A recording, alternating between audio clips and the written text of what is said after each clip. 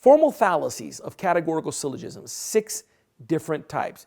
The first 3, illicit major, illicit minor, and illicit middle, all make the mistake of coming to a conclusion about an entire group without ever addressing the entire group in the argument itself.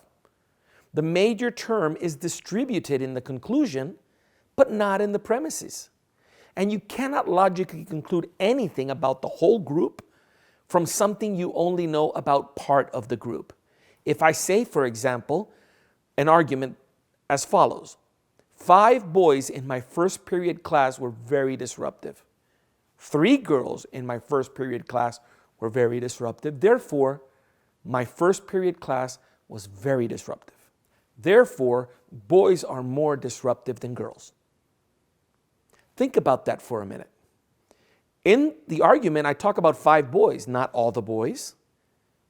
So how can I conclude that all boys are more disruptive than girls? You can never conclude something about the whole group where you've only addressed a part of the group. That's the fallacy of illicit major.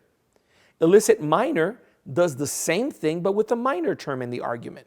In the argument we just presented, only 3 girls were disruptive. Is it fair for me to say that girls are less disruptive than boys? No, because in the argument I only speak of 3 girls, not all of the girls of the class. You cannot conclude something about the whole group when you've only addressed a part of the group in your argument. That's what those 2 fallacies do. And the illicit middle does the exact same thing for the middle term. The middle term is undistributed in the argument, but then when you come to the conclusion, it becomes a distributed argument. So those 3 fallacies are easy to understand. When you understand one of them, it's just applying that to the different terms.